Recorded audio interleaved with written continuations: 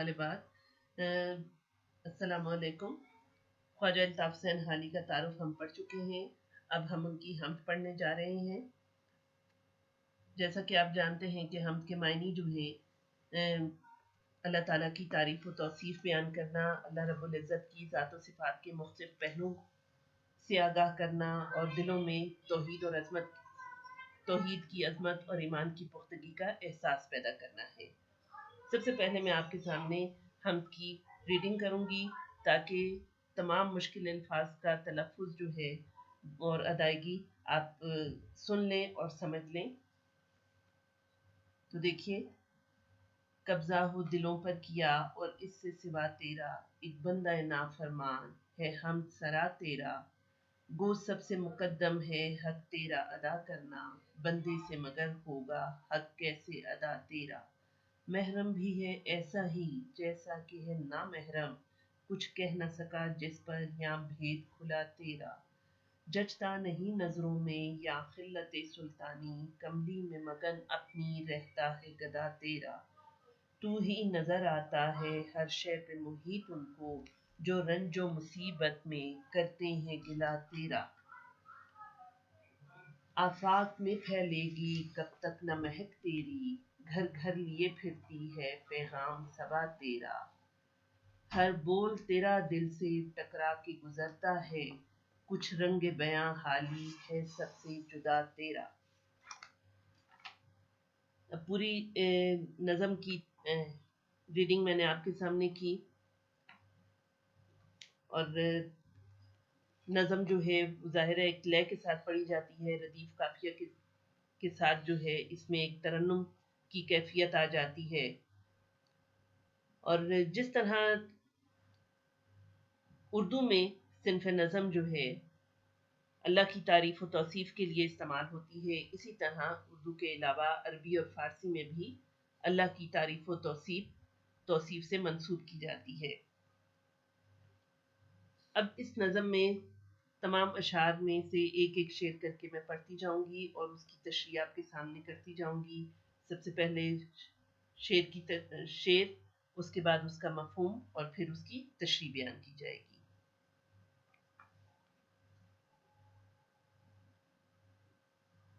مشکل الفاظ کے معنی آپ کے سامنے آ رہے ہیں۔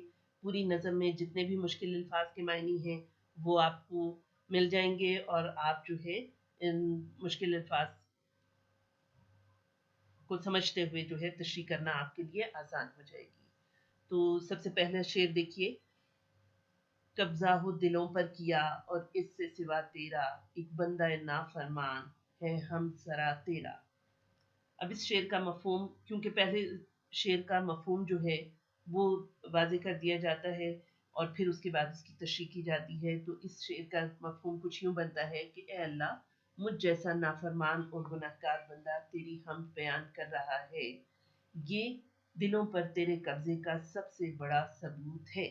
دراصل حالی اس شعر میں اپنی طرف اشارہ کرتے ہوئے کہتے ہیں کہ اگرچہ میرا ارادہ تو میرے اختیار میں ہے، لیکن میرا دل، میری روح تیری بارگاہ میں سر تسلیم خم کیے ہوئے ہے۔ بے شک انسان ظالم، جاہل اور جلد باز واقع ہوا ہے، انتہائی خطا کار ہے، لیکن پھر بھی اللہ ہی کی تعریف کرتا رہتا ہے، اور یہ اس بات کی دلیل ہے کہ دلوں پر اللہ ہی کی حکومت ہے۔ اب دوسرا شعر دیکھیے، گو سب سے مقدم ہے حق تیرا ادا کرنا، بندے سے مگر ہوگا حق کیسے ادا تیرا۔ اس میں مشکل الفاظ جو ہیں، گو اگرچہ، مقدم اولین، پہلا حق۔ اب اس شعر کا مفہوم کچھ یوں بنتا ہے، اے اللہ، تیرا حق ادا کرنا بندے کا اولین فرض ہے، مگر بندے میں اتنی صلاحیت کہاں کہ وہ تیرا حق ادا کر سکے۔ مفہوم کے بعد آپ اس کی تشریح دیکھیں۔ اس شعر میں حالی اللہ تعالیٰ کی عظمت اور شان کو بیان کرتے ہوئے کہتے ہیں کہ اے اللہ، تو ہمارا خالق، مالک اور رازق ہے، تو نے اس کائنات کو انسان کے لیے بنایا، انسان کے لیے انگنت نعمتوں کو پیدا کیا، اس لیے انسان کے لیے سب سے پہلے اللہ کا حق ادا کرنا فرض ہے، مگر انسان انتہائی کمزور واقع ہوا ہے، انسان کو تیری इंसान तो तेरी नेमतों का शुमार नहीं कर सकता, तो फिर तेरा हक अदा कैसे कर सकता है। अल्लाह ताला खुद सूरह रहमान में बार बार इस बात को दोहराता है कि फबैय अला रब्बिकुमा तुकज़्ज़िबान, और तुम मेरी किस किस नेमत को झुटलाओगे। तीसरा शेर देखें, महरम भी है ऐसा ही जैसा कि है ना महरम, कुछ कह न सका जिस पर या भेद खुला तेरा। महरम से मुराद अल्लाह ताला की ज़ात को जानने वाला, और ना महरम से मुराद ना वाकिफ ना आशना, और भेद के मायने हैं राज के। इसका मफहूम कुछ ऐसे बनता है कि ए मेरे रब, तुझे जानने वाला भी ऐसा ही है जैसा कि ना जानने वाला, जिसने भी तेरी मार्फत का दावा किया वो भी तेरी ज़ात के राज को ना पा सका। इस शेर में शायर अल्लाह ताला की ये सिर्फ बयान करते हैं कि अल्लाह तेरी ज़ात इस कदर वसी है कि उसका अहाता करना इंसान के बस की बात नहीं। इंसान अल्लाह ताला को इसकी कुदरत की निशानियों से पहचान तो लेता है, मगर इसके तसव्वुर को कायम नहीं कर सकता। जैसा कि किसी शायर ने क्या खूब कहा है, तुम हो भी नहीं और हर्जा हो, तुम एक गोरख धंधा हो।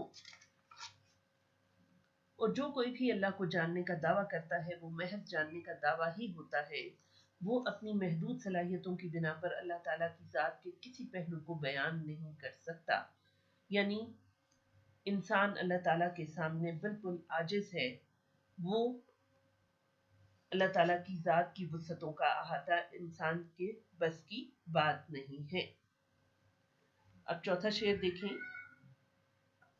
जचता नहीं नजरों में या खिल्लत सुल्तानी, कमली में मगन अपनी रहता है गदा तेरा। जचना, नजरों को भा जाना, पसंद आ जाना। खिल्लत सुल्तानी, शाही लिबास। कमली, चादर, दूसरे मायनों में अपनी हैसियत। मगन रहना, मसरूफ रहना, अपने ही हाल में महव रहना। गदा, फकीर। मफहूम देखिए इसका, ए अल्लाह, जो भी तेरे दर का सवाली होता है वो दुनिया से बेनियाज अपने ही हाल में मगन होता है। इसकी नज़र में शाही लिबास की भी कोई अहमियत नहीं रहती। इस शेर में शायर अल्लाह ताला की ये सिर्फ बयान कर रहे हैं कि ए अल्लाह,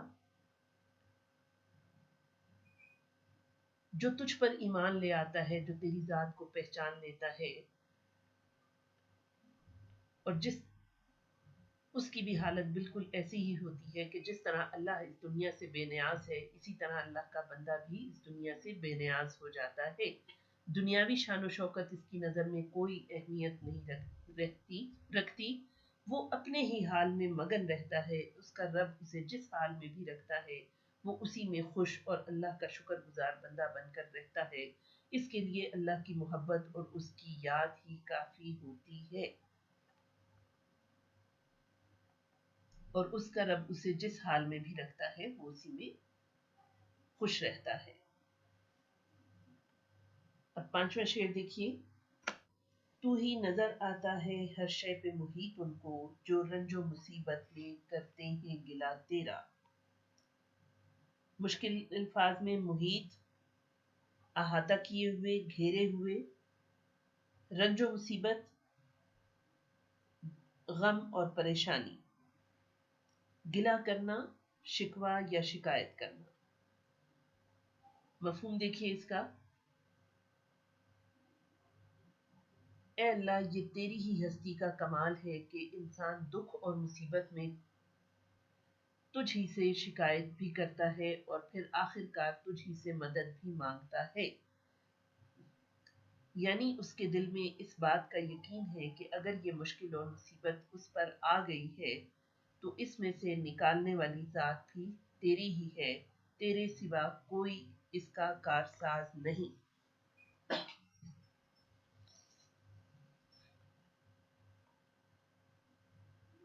अब छठा शेर देखिए,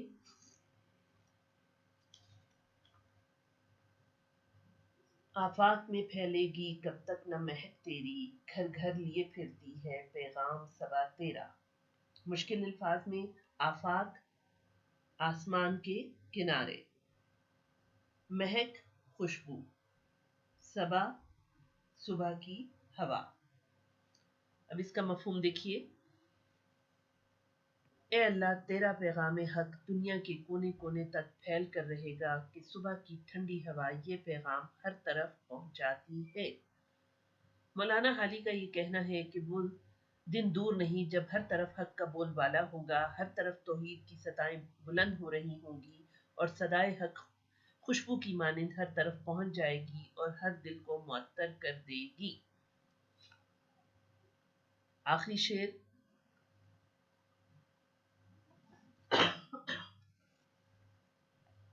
हर बोल तेरा दिल से टकरा के गुजरता है, कुछ रंग बयां हाली है सबसे जुदा तेरा। हर बोल से मुराद हर कौल, हर लफ्ज, हर शेर। दिल से टकराना, दिल में उतर जाना, दिल को छू जाना।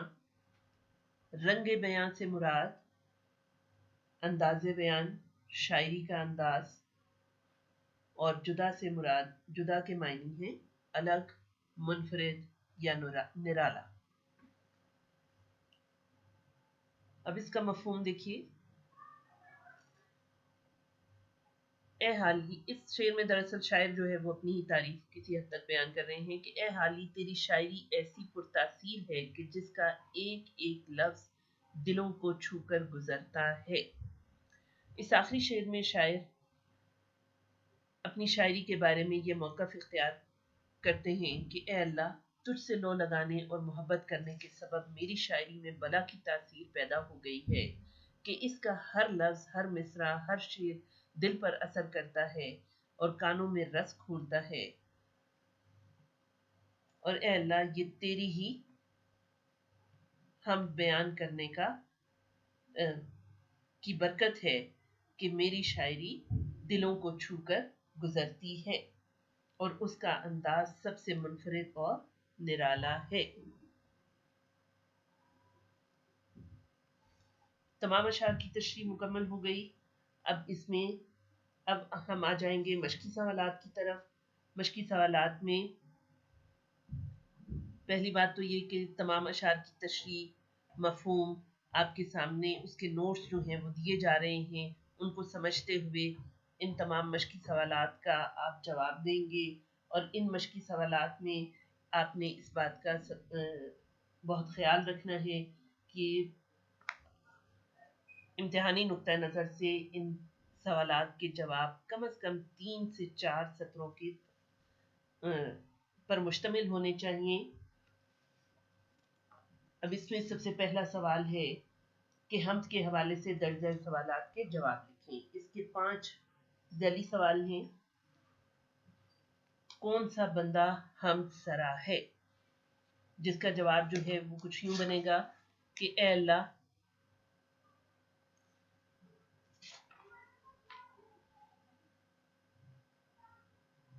इस नज़म में शायर ख्वाजा अल्ताफ़ हुसैन हाली अपनी तरफ इशारा करते हुए कहते हैं कि एक नाफरमान और गुनहगार बंदा हम्द सरा है। दूसरा सवाल, किसका हक सबसे मुकद्दम है? अल्लाह ताला का हक सबसे मुकद्दम है क्योंकि वो हमारा खालिक, मालिक और राज़िक है। उसने इस कायनात को इंसान के लिए पैदा किया, जिसमें इंसान के लिए अनगिनत नेमतें मौजूद हैं। इसलिए हम पर लाजिम है कि इसकी नेमतों का शुक्र अदा करें और उसी का हक सबसे मुकद्दम है। अब सवाल नंबर 3, महरम और नामहरम में क्या फ़र्क है? उसका जवाब ये है कि आप तशरीह में देखें तो आपको समझ आ जाएगी कि महरम से मुराद जो है वो अल्लाह ताला की ज़ात को जानने वाला, मानने वाला है, और ना महरम से मुराद अल्लाह ताला को ना जानने और ना मानने वाला है। सवाल नंबर 4, अल्लाह का गधा किस में मगन रहता है? जवाब उसका ये बनता है कि अल्लाह का गधा अपनी ही कमली में मगन रहता है, यानी अल्लाह से मांगने वाला अपने ही हाल में खुश रहता है। उसे इसका रब जिस हाल में भी रखता है वो उसी में अल्लाह का साबिर और शाकिर बंदा बनकर रहता है। उसे दुनिया से कोई गर्ज नहीं होती। सवाल नंबर 5, बादे सबा घर घर क्या लिए फिरती है? बादे सबा घर घर अल्लाह का पैगाम लिए फिरती है। हवा अल्लाह की ऐसी मखलूक है जो अल्लाह के पैगाम की खुशबू को हर तरफ बिखेरती है और एक न एक दिन ये पैगाम जरूर दुनिया के कोने कोने तक पहुंचकर रहेगा। पहला सवाल मुकम्मल हुआ। अब इसी मश्क का सवाल नंबर 2 है कि इस हम्द में शायर ने अल्लाह ताला की कौन कौन सी सिफात बयान की हैं।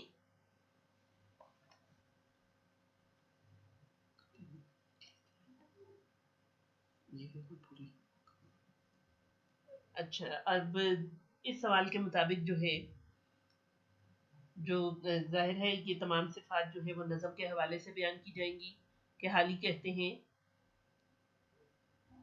कि कायनात की हर शय और इंसान अल्लाह की तारीफ और तौसीफ में मगन है, क्योंकि तमाम मखलूक़ात के दिल इसके कब्ज़े में हैं। उसका हक अदा करना किसी तरह भी मुमकिन नहीं। इसके भेद बहुत आला हैं। वो हर चीज़ पर कादिर है। इसकी ज़ात व सिफ़ात खुशबू की मानिंद हर जगह फैली है।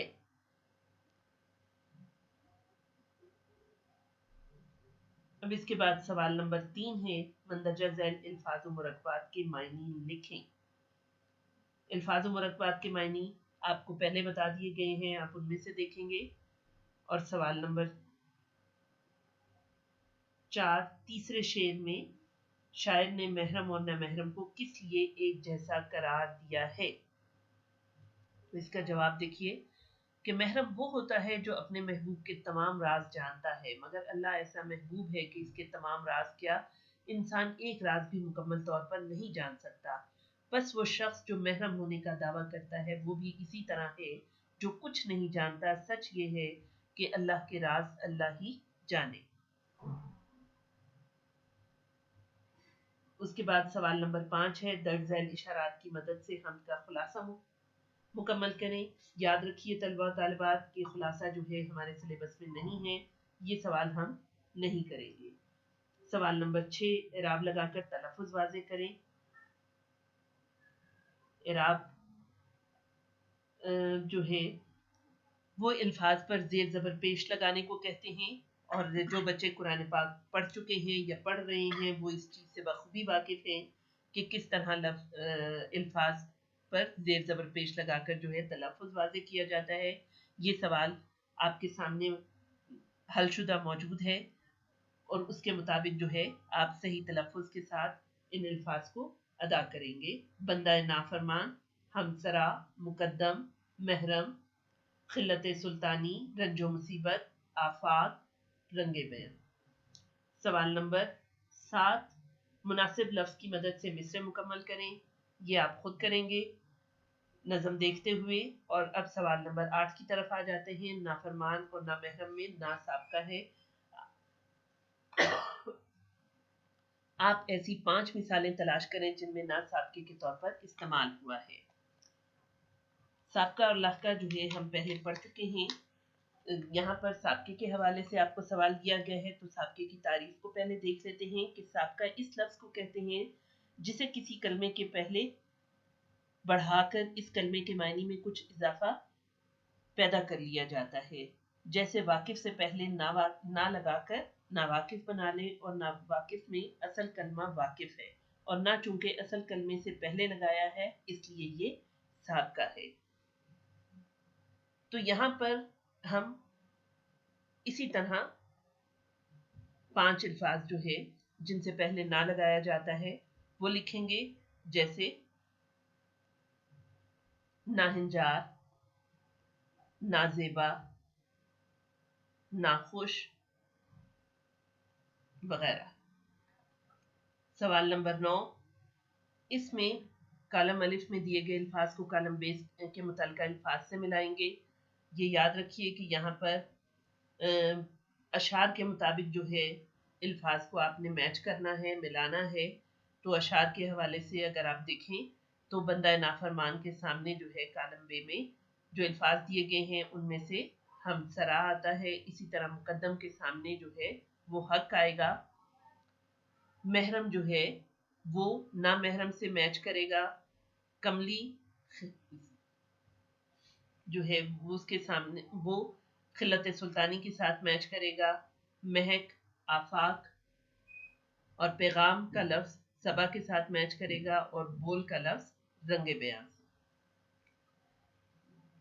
آخر میں ہم گرامر کی طرف آ جاتے ہیں. اس میں قافیہ اور ردیف یہ شاعری کی خاص اصطلاحات ہیں. ان کو سمجھنا جو ہے وہ بہت ضروری ہے.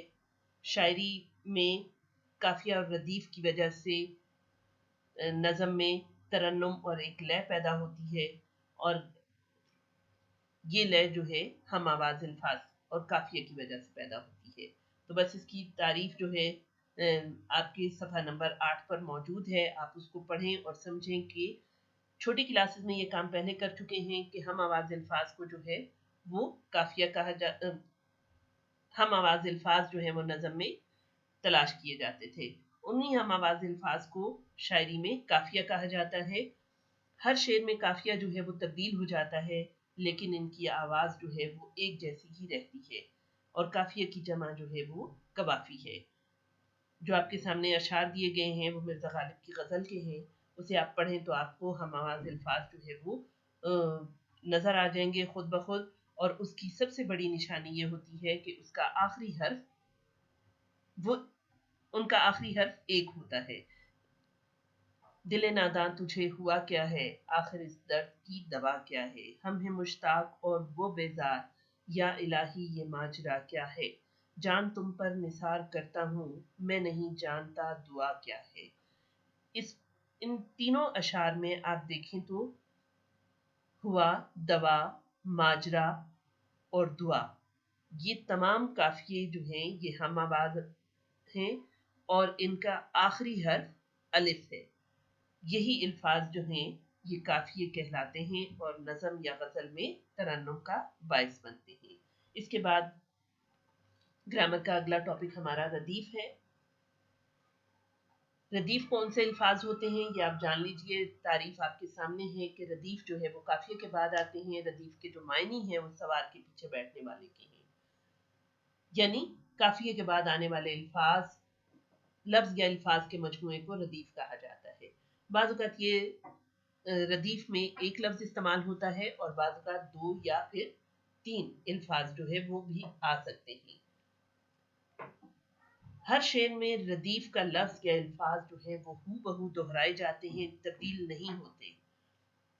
مثال میں دیکھیے، یہ بھی مرزا غالب کی ہی غزل ہے. کوئی امید بر نہیں آتی، کوئی صورت نظر نہیں آتی، موت کا ایک دن معین ہے، نیند کیوں رات بھر نہیں آتی، پہلے آتی تھی حال دل پہ ہنسی، اب کسی بات پر نہیں آتی. ان تینوں اشعار میں دیکھیے تو نہیں آتی کے 2 الفاظ جو ہیں وہ قافیے کے بعد آ رہے ہیں اور بغیر تبدیل ہوئے ہر شعر میں دہرائے جا رہے ہیں. بس سمجھ لیجئے کہ یہی ردیف ہے. نظم آپ کی مکمل ہوئی. اب اس نظم کو آپ اچھی طرح سے سمجھ لیجئے گا. اللہ حافظ.